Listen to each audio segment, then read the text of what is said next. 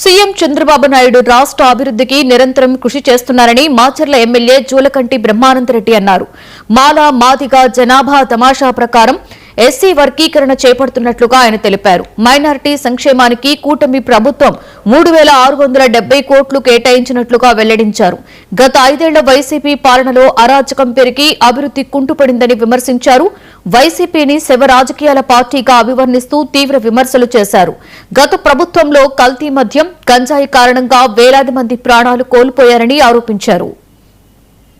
పెట్టుబడులు రావాలి, ఈ రాష్ట్రంలో ఉద్యోగ ఉపాధి అవకాశాలు పెరగాలి,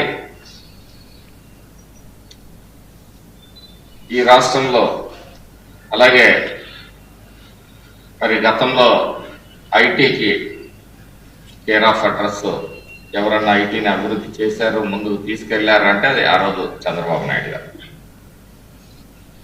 ఈరోజు క్వాంటమ్ వ్యాలీకి శ్రీకారం చుట్టారు.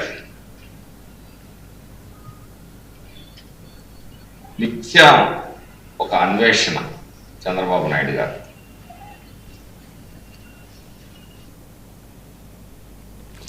పార్వతీపురంలోని వీరభద్రపురం గ్రామం